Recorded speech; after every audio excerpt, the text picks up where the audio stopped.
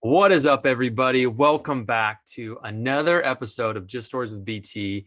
It is season 3, so that means we are featuring amazing authors and getting to know the people behind the words that they wrote. And so I'm very excited this week. We have Vitale Buford, who wrote Addicted to Perfect, A Journey Out of the Grips of Adderall. It looks like I need some Adderall to get this down. And so welcome to the show.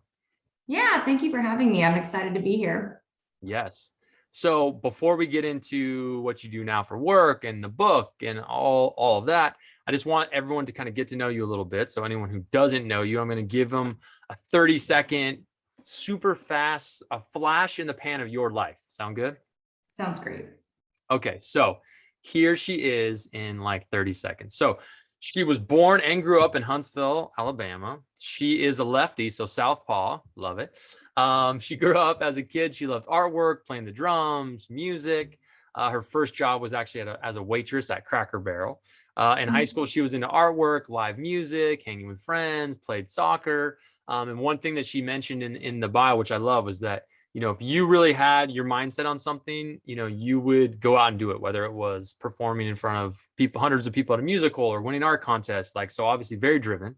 In college, you went to the University of Georgia, but you also got to study abroad in Italy, which is amazing. I've been all over the world, I think 16 countries, and yet I've never been to Europe, which is just wow. I know, wow, it's happening. I'm putting it out in the universe. Her first job out of school was as an account assistant at a PR firm in Lexington, and then eventually you got into marketing. And so you had a long career, over a decade, in multiple marketing roles and marketing director roles. Along the way, you had your amazing son, so that's obviously probably the most important thing in life, right? And then in 2018, something major happened, which is she left her career in corporate America to start her own business, Vitale Buford Coaching. And what the note you made was crazy, which is you said you did that as a single mom with zero savings, which is terrifying to me to even think about. And then in March of 2020, you launched your first book, right? The Addicted to Perfect, which we'll talk about today. So, and then now you are on Just Stories with BT podcast. So that's the 30-second version. So what can you fill in? What about your life would you say we have to know? What do we have to know? Gosh, I want to play on the idea that when you want something, you go for it. For me, I have a high tolerance for risk, and I'm a big believer in dreaming really big and going after it. And especially when someone tells you you can't do something, it's a good challenge for, I'm going to do it. And for me, my book is about my addiction to perfectionism. It's my memoir, how I overcame it. And more specifically, my addiction to Adderall, and I overcame it. The story is raw, it's real. And so I live my life authentically with a lot of transparency. When people read my book, I'm like, oh, you really know me, because it is a very real account of my life. Yes. And tell people about, what are you doing now? I mentioned the coaching business, but how's that work? What does that entail? Yeah. So I do most of my work with companies. I like to call myself more of like a culture architect, and I love working in companies. And for me, my niche is perfectionism, but more specifically, helping companies with cultures of perfectionism transform into companies with cultures of excellence. So instead of leading with perfectionism, which is fear, control, people aren't communicating, there's no accountability, there's no trust, really working with those cultures and those leaders to develop a culture and leadership style of excellence, where so much more is achievable. There's communication, there's trust, there's vulnerability, there's accountability, difficult conversations are being had, people are productive. And so that's my favorite thing to do. So that's what I do. I go into companies and work with leaders. Mm-hmm. And then I also love to speak at conferences. So I'm a keynote, and then I'm an author. That's what I do. Nice. And so tell us, take us back, right? So before we can get into the book, I think we really need to hear more about, like you said, you were addicted to Adderall and perfectionism. So give us the backstory, because obviously I'm assuming that started while you were still in corporate America, right? Like in marketing and whatnot. So give us the kind of background story on it. So do you want to know more specifically about like how I started my own business, or or the theme of my business, or how I became an Yeah, just Adderall? what, I guess I would say, is give us the start. Where did the issues start with the Yeah. Adderall and those issues that would eventually lead to it? Yeah. So perfectionism is typically built in our childhood. So for me, I was raised in a family with two hardworking parents, but they were both workaholics. So there was low emotional availability in my household. And also, my mother was an alcoholic. So just not a lot of emotional availability. And Mhm. so I quickly learned that when I did get attention, when I did get love, it was based on external circumstances. So achievement, people pleasing, the way I looked. And so I quickly adapted, right? Oh, okay, I'm not getting love for being me, but I do get love. And there's nothing wrong with that. My parents were doing the best they knew how to do at that time. But for me, I was like, oh, I'm worthy when I'm in a billion clubs, or I'm on the soccer team and I'm winning, or I'm winning art contests, I'm achieving, making straight A's.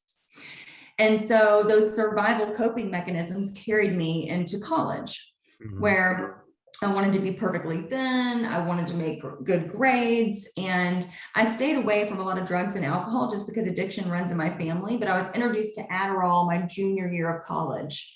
And it was, quote, the perfect drug. I could work 28-hour days. I could work my two part-time jobs. I lost weight without effort. And that started this journey of a 10-year addiction to Adderall. Wow. And it was all based on this desire to be perfect, right? Like climbing the corporate ladder. I mean, I had a highly successful professional career. Everyone, but on the outside, resume, success, salary, title, whatever, I was achieving it at a very young age, because I say 28-hour days because I was packing a lot in Yeah. 7 days a week. I was extremely thin. I didn't have to worry about my body image. I didn't have to work out. And that turned into this 10-year addiction. And so finally, at the end of 10 years, a series of things happened, and we can get into that if we want. But I realized, I can't live this way anymore. And so I finally admitted that I had a problem, and I went to rehab for 2 weeks. And I've been sober for a little over 7 years at this point. But during that journey, I started doing the inner work, and the Adderall wasn't even the issue. It was my perfectionism, right? My Yeah. workaholism, my need to be successful, like basically my self-worth was external. And so the journey of my healing has been to bring my intuition, my self-worth, my decision-making back inside in-house, right? To stop the outsourcing of my life and start insourcing it. And when I wrote the first draft of my memoir in 2019, I was like, oh my God, no one's talking about perfectionism. Yeah. Like, no one is talking about perfectionism. And it impacts 97% of people. I have a survey on my website, and I've had more than 1,500 people take it. 97% of people struggle with some form. I mean, obviously, I was a very strict perfectionist, Yeah. but some form of perfectionism. And I was like, okay, this is my life's work. And and I just kind of married this passion for helping people overcome their perfectionism with my love of culture change within companies. That's incredible. And so what happens, and I'm assuming near the end too, like what is the consequences of doing that much Adderall for that long and running Yeah. at that high of a level? I can imagine that your body at some point's like, hey, I can't take this, or what happens? Yeah. So I've actually never met anyone who took as much Adderall as I did. So over the course of 10 years, my tolerance grew, and I was taking 360 milligrams a day. Wow. And which like the maximum daily prescribed amount that they recommend is 50 milligrams a day. So I was taking Yeah. 350 milligrams. And so I was doctor shopping, which is illegal. I was filling multiple prescriptions a month, one under insurance, one under. And so it got to the point where I was like, I'm going to get arrested if I continue to do this. Like, this is a serious addiction. I'm like, I'm working at law firms, like I'm working the white collar industry, whatever. And I was like, I can't, this has got to stop. Like there's no change, Mhm. no change happening unless I change.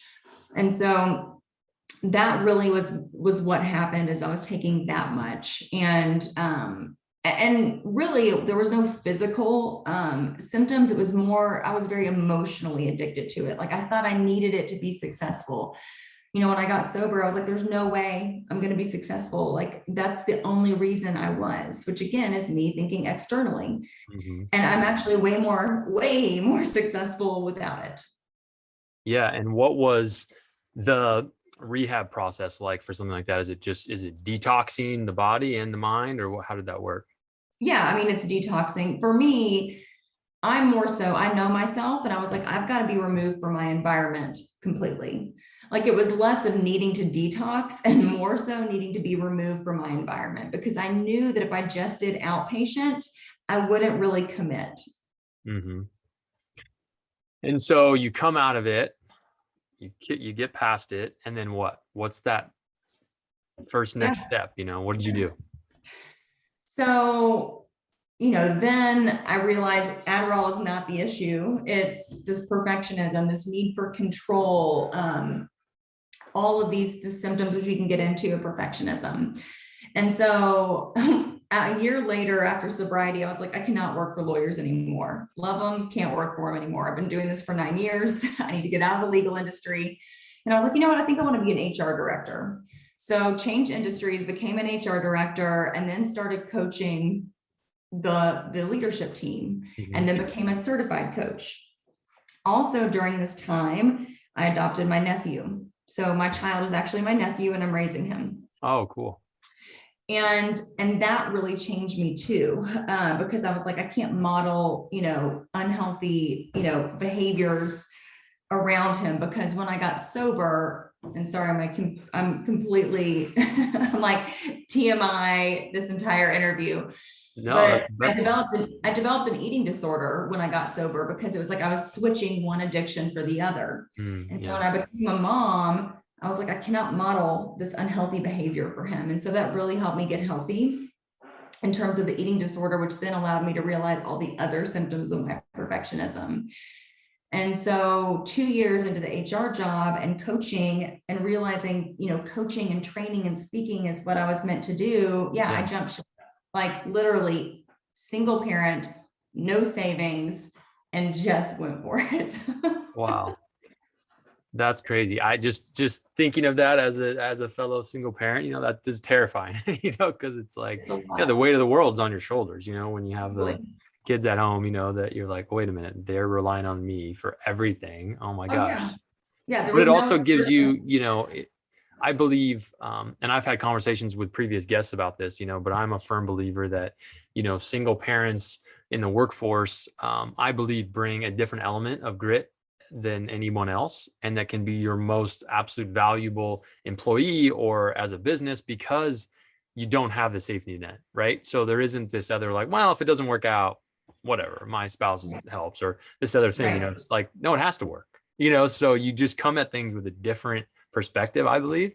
And it's not something that, kind of, as you talked about, like, I want to get into perfectionism, but I think even, single parents in the workforce is something that's rarely talked about. It's like, but yet there's so many, and they're dealing with all these different things that, a traditional like family set doesn't deal with, but yet you still got to perform at the same level or what, and so it's like, there's always these hurdles. And so I've met so many different single parents in the last year, and their stories are all pretty incredible. But what I love is that, you know, they're still willing to take the same, if not even greater risks, because at the end of the day, they have to be successful. And so I Right. love that part of the story, because you took a leap of faith, and obviously, like you said, here you are a couple years later on the backside of addiction and all these things, and now have this really cool career in an area where you don't often hear about it. So same thing. I don't hear people talking about perfectionism, but you talk about it and I go, oh, wait a minute. Yeah. I mean, I've seen people suffer with this. Like, I see it take down divisions within companies all the time.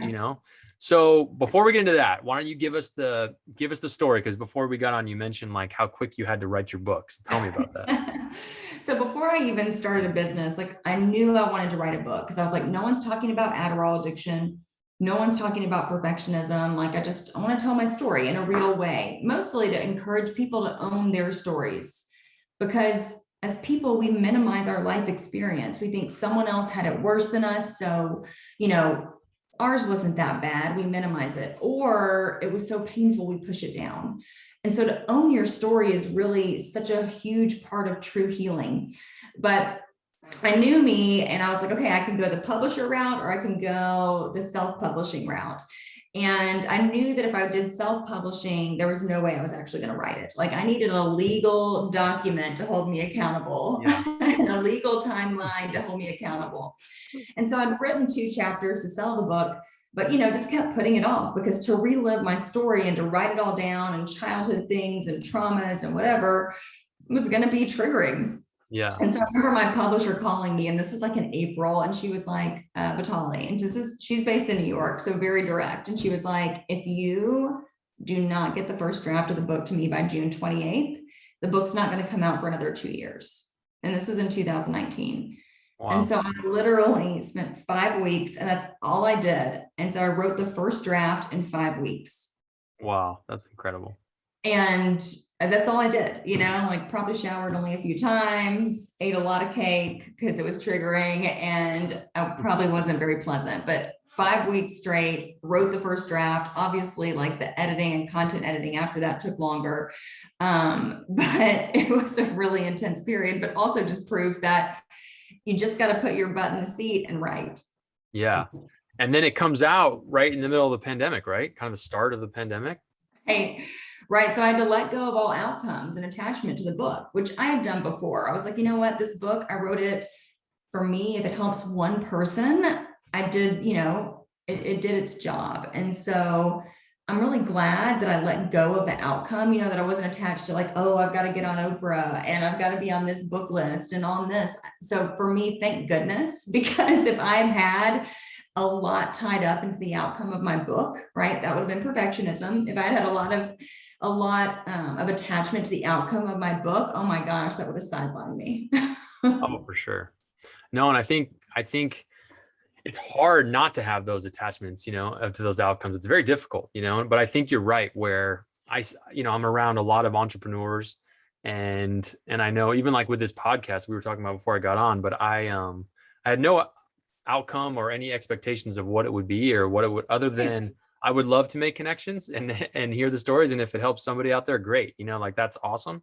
But I think, to your point, like when I have a couple actually close entrepreneur friends where I'm always amazed by them, because they'll start these crazy businesses and half of them don't work, and they just like let it go and they're on to the next one, and I'm sitting there going like, wow, you invested a lot of time into that. But they're like gone, because they're like, but they also understand the fact of like, I have also done other ones that were successful, and so it's more to them, like, I just got to keep going.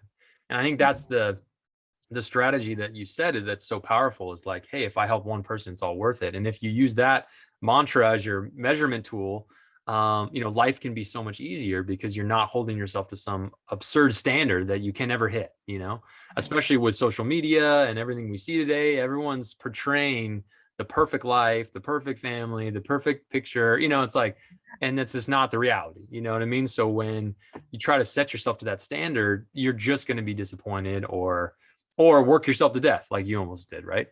Yeah. Yeah. So tell me, the books, you write the book, kind of that process goes through, and obviously, like you said, you put yourself out there, right? Because it's very personal. So what was that like, knowing like, oh, my friends, my family, like people are going to be reading this? Was that scary? I think some of it was scary in terms of like the stories I shared about my parents. Like, they were really nervous about the book. I mean, my parents and I have a great relationship now, but they didn't know what was going to be included in the book. And for me, when I included stories about other people, I made sure it was relevant. Like, I wasn't putting a story in there to, subconsciously be hurting someone, or I'm projecting. And so I was really thoughtful about the stories that I included, and that they really were relevant to telling my story and showcase, and like really showing and exemplifying my life experience. And so, I'd kind of really gotten my head around the fact that it was going to be a real book, that it was going to be raw. And, I think also, after 10 years of being an Adderall addict, I mean, I was living a lie for 10 years. And so when I got sober, telling the truth and being honest was such a big deal for me. You know, integrity and honesty, just huge values for me. And so, you know, for me, it was an honor. I'm like, I'm excited to share my story. Mhm. It wasn't as scary for me. I mean, I love when people read it, especially when I'm working with companies and they're like, we're buying your book. And I'm like, well, you know, it's a personal memoir. It's not my how to overcome perfectionism book yet, which I'll write next year. And they're like, yeah, we're going to. And so, you know, it's just funny to see, you know, men, women, all different levels of leadership read the raw account of my life. Yeah.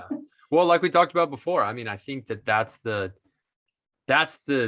that's the good stuff though, you know, that's the things that makes an impact, you know, like if you told me that here's the 5-step process to kicking Adderall, 1, 2, 3, I don't know if I'd remember it, right? Whereas Yeah. if I read it and I'm like, I'm hearing about the crazy struggle and Yeah. this living a fake life and what happened in the story, like, okay, now I'm like, okay, that I remember that, like, wow, that's that, I don't want that to happen, or hey, I know this person or whatever it is, like now I understand how to say or talk to somebody, you know, because that's the other thing about some of these topics that you don't hear about most often, you know, a lot of drug addiction in corporate America, no one talks about it, right?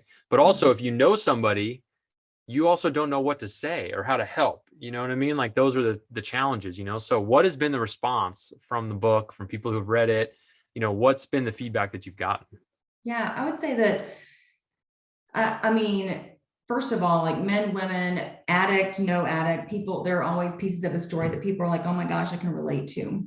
I can relate to this. Thank you. But I would say I get messages via social media, email, whatever, twice a week from people who um, are impacted, like addiction specific. Like this book really helped me get sober. Like, thank you. I thought I was alone. And so for me, that's really special to get those messages. And I am always like, when someone says they read my book, I am always just like so honored. Um, yeah, I'm just always really, really honored that someone took the time to read my story. Like it's really special for me. I never, you know, expect like, oh, everyone should read my book and I'm this special person. So when people read it, I'm just like kind of makes me emotional. Like I'm super honored that someone Yeah. took time out of their lives, and that it was able to impact them too. Yeah, no, that's cool. What was the feeling like, or where were you the first time you opened up a box with your book in it? Oh yeah, yeah. I was at my house and I opened it up with my son. Obviously, he's not allowed to read the book until he's, you know, probably 21. Yeah. But it was fun because he saw me, you know, write all the time. And it was a huge part of our discussion. So, yeah, getting the books, it was really cool and really surreal. And honestly, like, I think it's still surreal. Like, I forget to mention that I wrote a book. Like, I'll give presentations and most people would be like, and here's how you buy my book. I never mention it. Like people are like, where can we buy your book? Or do you want to mention your book? So like, even as someone who probably needs to market themselves better, like I kind of forget about it. Yeah, yeah, if you go, you know, the publisher's like, what are you doing? I know. Trying to help I'm you like, here. oh yeah. So I'm really, really, really interested in this perfectionism at work Yeah. topic. You know, so I'd love for you to talk about it. You know, I know it's a big part of your website where you go into your coaching and different stuff you do Yeah. for organizations. So break it down, like tell us first, like, you know, what are the issues? Why is it dangerous for organizations? And yeah, and any stories around that you have, I'd love to hear it. Yeah. Um, so my like philosophy on leadership is that who we are is how we lead. And so we can only lead other people the ability that we're able to lead ourselves. And so it starts with us. It starts with our own self awareness, our own curiosity of why we do the things we do.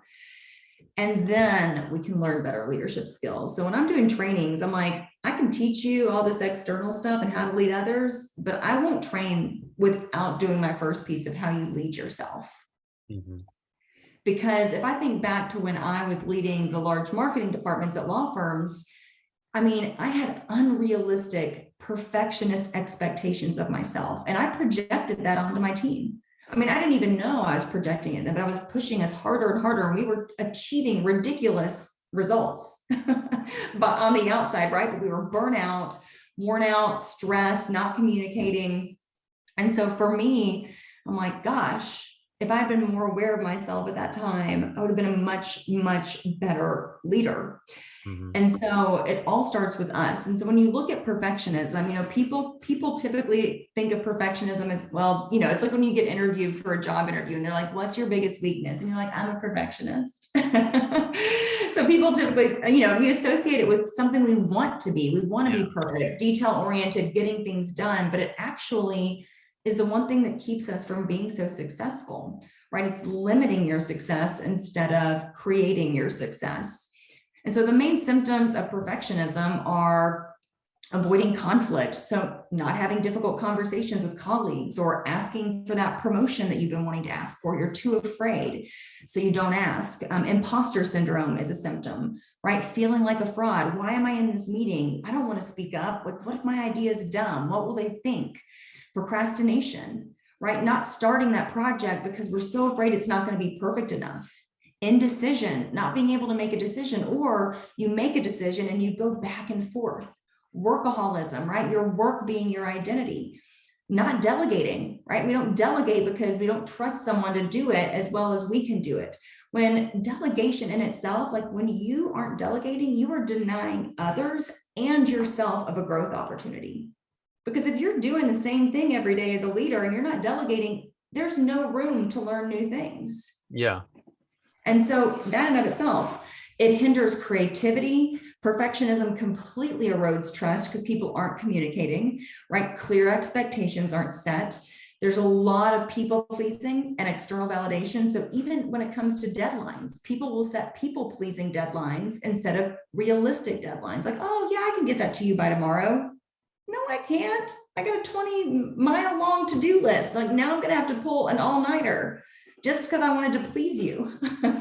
It's that chronic multitasking, always being in a hurry. So those are some of the main symptoms, but it shows up in how we work, and it takes us away from being productive. We're in our heads, right? Because perfectionism keeps us in our heads.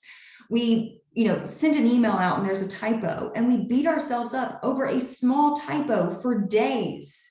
Mm-hmm. Like, oh my God, the leadership team is going to think I'm incompetent. I can't believe I did this. And all of those, like, we're just real, that negative self-talk, I'm not good enough, keeps us and steals our energy. Yeah. No, that's a huge list. I think you just covered a ton of, this is great marketing for your books. So see, your publisher's gonna be happy now, because this is like everyone is gonna have at least one or two of those things, and they're gonna be listening like, oh my God, I'm a perfectionist. I'm reaching out to Vitale immediately. So no, but I actually love this topic because I am a huge believer in like just taking action, and that movement creates energy and creates like really cool positive stuff, and that you have to just keep going.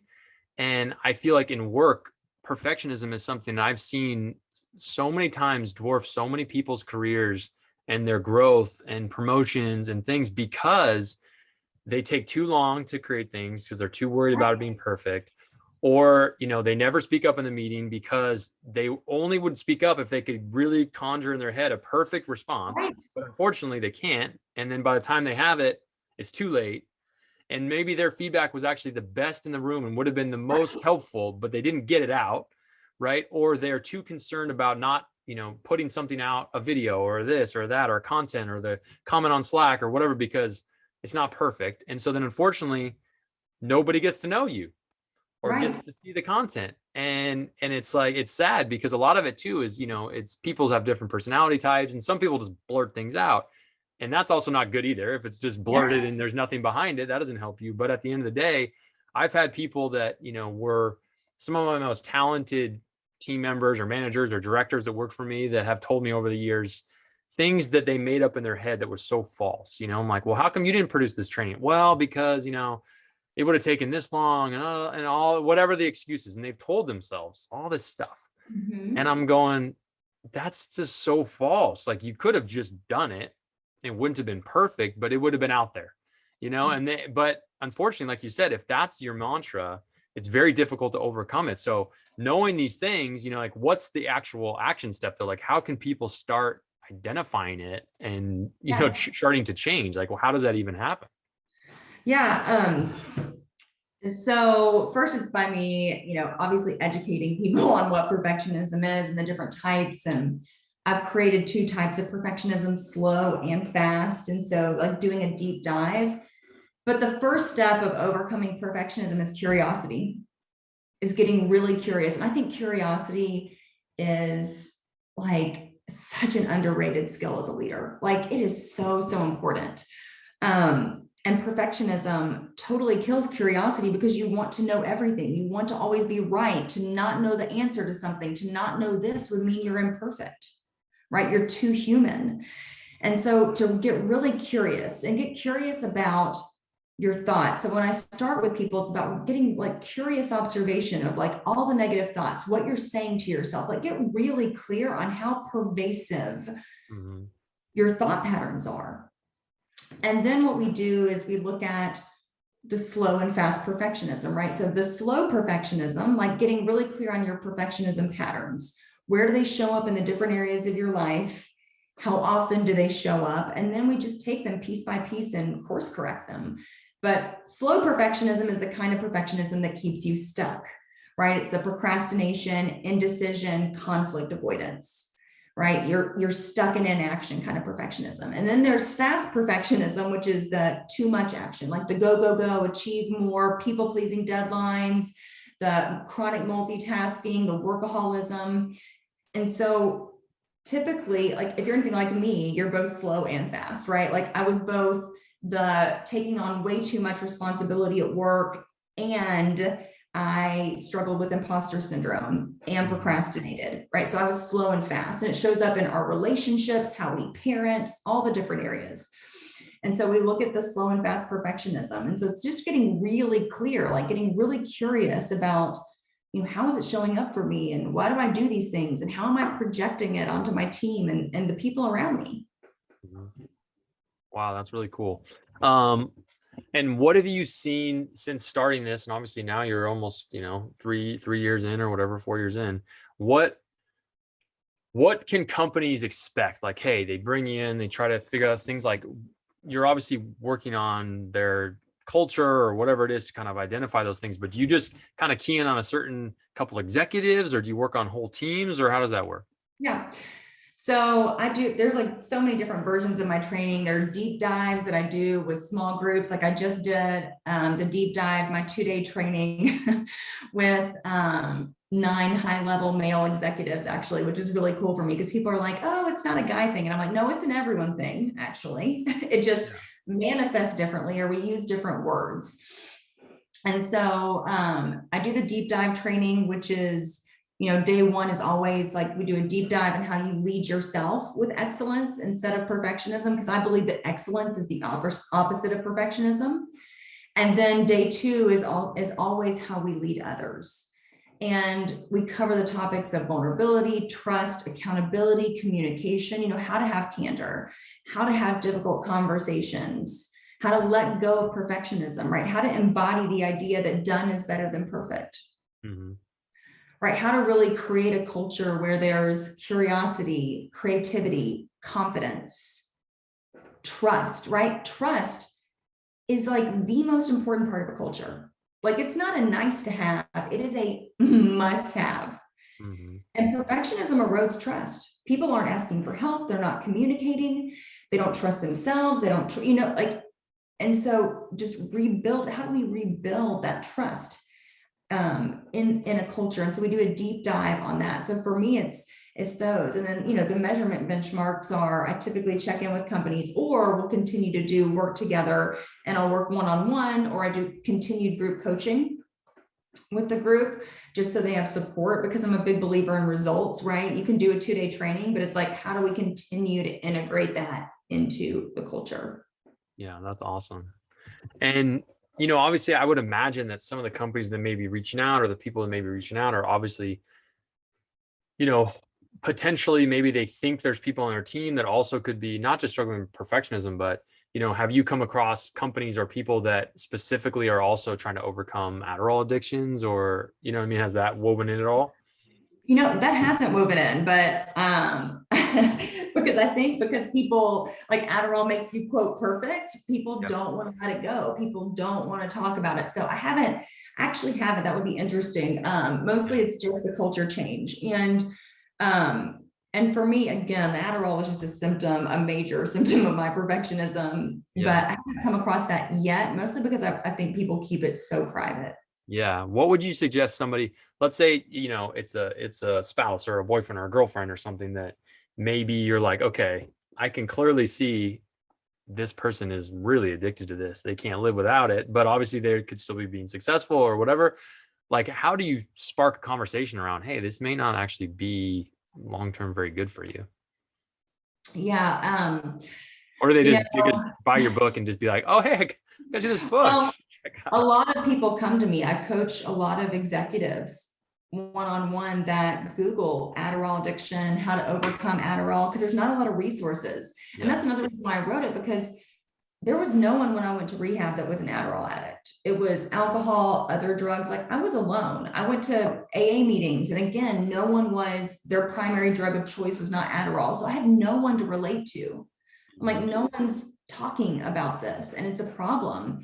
Yeah. Um, and so, yeah, people will Google and then, reach out to me because they feel so alone and want to Yeah. What do overcome. you, what do you think about, because I've had, um, a very close case in my life of this, but what's your opinion on, drugs that you're getting prescribed by a doctor, right? Because, like I had my dad had a surgery and then he was prescribed Oxycontin, like a whole bunch of it over a certain amount of time. And here he is in his, I don't know, at the time he was late 60s, maybe, yeah, probably late 60s, and just totally trusting of the doctor and the prescriptions. And it kept coming and coming and coming. And pretty soon here he is, he's fully addicted, had no idea, like, oh my God, I'm 8 months later, a year later, like now he can't live without it. And it was scary to have to watch him go through, Yeah. withdrawals and this crazy rehab time. And here he is, but no clue because he was just taking the prescriptions and didn't research it. And I would imagine Adderall is probably the same thing where people are like, oh, well, I got prescribed it and good. And I just need to up the dose to keep feeling good, like, and all of a sudden. Yeah. Well, and I think, gosh, that's such a big topic. And I have many opinions that probably I shouldn't leave off of this podcast, but with Adderall, it works for people who are ADHD. So I'm not saying that Adderall isn't a thing and can't be beneficial. It totally can. Yeah. I went into my Adderall prescription knowing that it was a problem. Like I was not ADHD. I went because I was like, this makes me perfect. Yeah. Well, and the scary part is though, is that, I was doing a little research and at least for me anyways, with a 13-year-old who's in middle school, the scary part for me was that there's all these kids that are buying Adderall during school, high school, like Oh they're yeah. buying it themselves, like literally like black market, just like you would buy other drugs because Yeah. it's helping them do this and that. And you're like, that's the part that's scary for me too, where it's like the pressure has gotten so intense for kids to get the grades and the stuff that now they're literally like when I was a kid, it was like you're buying different drugs, the Right. opposite of school, not helping you. Yeah. And now all of a sudden you have kids literally buying illegal drugs to just be better at school, which is kind of crazy when you think about it. It's competitive. I do a lot of speaking on this topic, perfectionism and Adderall with colleges. It's like one of my like kind of pet projects just because that's where it started for me. Mhm. But yeah, again, a lot of like, because you can go into any university library and probably buy it easily. But it's interesting because a lot of people still don't want to talk about it. Yeah. Well, good thing you're out there so people can. So tell us, that's a perfect segue for the end here. And then I'm gonna do your publisher a favor, right? So tell us, how can we get the book? How can people connect with you if they want the coaching, whatever? What's the best way?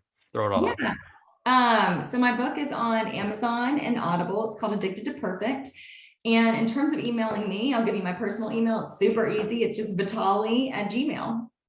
How did you get that? Vitale at Gmail. I mean, someone that was in like the beta testing phases of Gmail, like literally back in the day. And No I way. still had my Hotmail account at the time, but I was like, who's going to use Gmail? So yes, I secured it. I secured it early on, but yes, just Vitale at Gmail.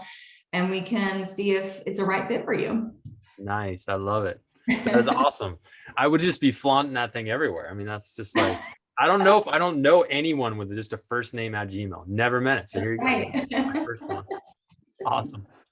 All right. Well, thank you so much for coming on. I learned a ton, and I know that people, I think are going to be really stoked on this episode, and especially I would imagine that there's going to be a lot of people out there listening that either are struggling with this or know somebody or whatever. And this is a great resource to point them to. So thank you so much for coming on, and I will do everything in my power to blast it out to the world.